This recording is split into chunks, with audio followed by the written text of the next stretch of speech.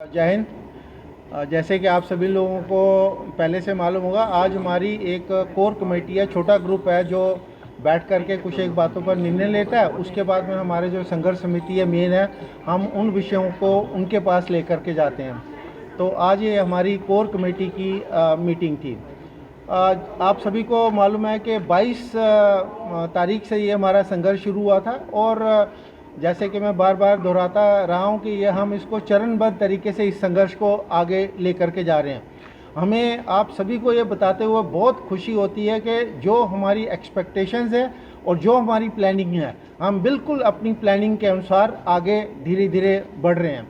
आपने हमारा पहला देखा होगा जब हमने एक सिंबॉलिक तरीके से प्रभु श्री राम से रघुनाथ मंदिर जी के सामने उनका आशीर्वाद लेकर के अपना संघर्ष शुरू किया था।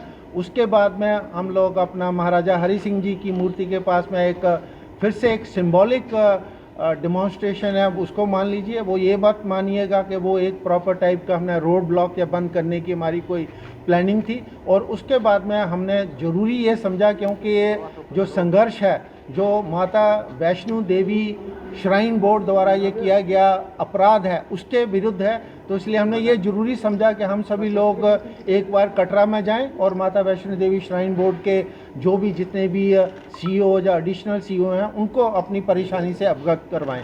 तो वहाँ पर भी हमारा तकरीबन सहयोग बहुत अच्छा रहा। इवन हमने अधिकारियों से मिलकर के भी उनसे बातचीत करी और उनसे यही निवेदन करा कि इस संघर्ष को कृपया और आगे मत बढ़ाइए, इसको आप जितना जल्दी से जल्दी समाप्त कर सकते हैं समाप्त करिए, परंतु हम पीछे हटने वाले नहीं हैं किसी भी हद तक। अगर वो ये सोचते हैं कि इसको डिले करने से ये रुक जाएगा, तो नहीं, ऐसा नहीं होगा। जितना ज़्यादा वो डिले करेंगे उतना ज़्यादा हमारे इरादे और मजबूत होते जाएंगे और उतना ज़्यादा हमें प्लानिंग में और ज़्यादा समय मिलेगा। आप लोग सभी जानते हैं अच्छे तरीके से कि किसी भी अगर ऑपरेशन को सक्सेसफुल करना हो उसमें प्लानिंग बहुत महत्वपूर्ण होती है। तो प्रशासन, सरकार, श्राइन बोर्ड या आदरणीय एलजी साहब इसको जितना डिले करेंगे ये उनके लिए उतना ही मुश्किल हो जाएगा। इसके साथ मैं आपको एक और बात बताना चाहता हूँ कि उनके इस डिले करने के कारण सबसे बड़ा नुकसान क्या हो रहा है, ये हमारी यूटी ऑफ जे&के से बाहर बात जा रही है।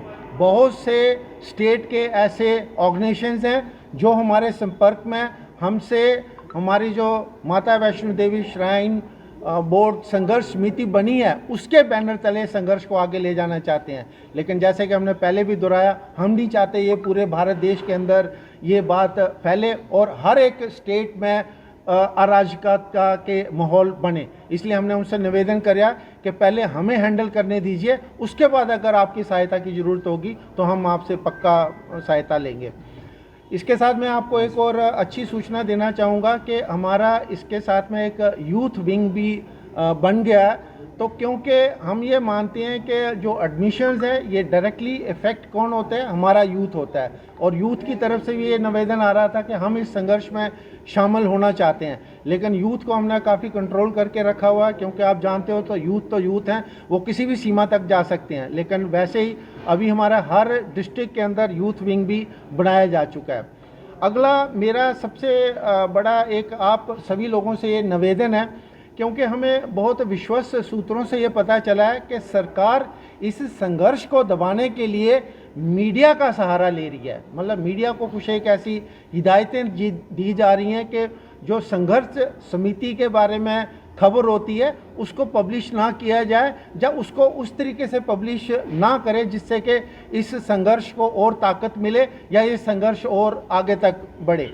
मेरा मीडिया बंधुओं से निवेदन है कि आप लोकतंत्र का एक बहुत ही मजबूत पिलर हो। आपको खुद एनालाइज करना है कि सच क्या है, झूठ क्या है, पाप क्या है, पुण्य क्या है, न्याय क्या है और अन्याय क्या है, ये आप लोगों को डिसाइड करना है। आप लोगों को अपने आप को उनसे प्रभावित नहीं होने देना है।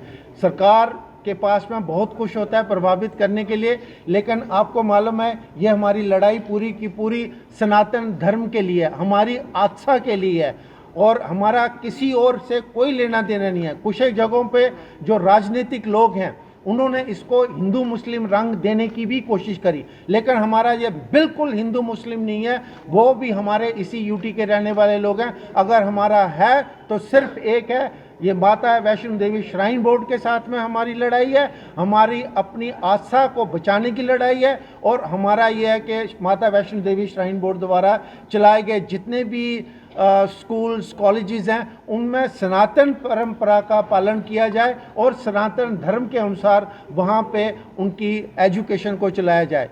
मैं एक बार फिर से दोहराना चाहूँगा कि आप लोगों को मालूम है हमारे वेद पुराण कितने पुराने हैं, हमारे गुरुकुल जो शिक्षा पद्धति थी कितनी वो टाइम टेस्टेड है। अगर उसी को फिर से अपनाया जाए तो कितनी अच्छी बात होगी। यहाँ तक सवाल मेडिकल कॉलेज का है तो आप लोग सारे जम्मू कश्मीर के रहने वाले हो, आप सभी को मालूम है अच्छे तरीके से कि अभी हमारे हर डिस्ट्रिक्ट के अंदर एक एक मेडिकल कॉलेज तकरीबन हो चुका है। हमारे अगर जम्मू के अंदर ही बात करो तो एक अपना बख्शीनगर में मेडिकल कॉलेज है, अपना सुपर स्पेशलिटी है, एम्स है, और यहाँ पर जो बत्रा जिसको शॉर्ट में बोला जाता है वो वाला कॉलेजेस है। तो ऐसी जगह पर ऐसा काम ही क्यों करना चाहती है सरकार जो हमेशा के लिए एक नसूर बन के रह जाए, जो हमेशा के लिए दो समुदायों के लिए एक प्रॉब्लम बने, जो हमेशा के लिए कुछ ना कुछ दंगा फसाद की गुंजाइश ले।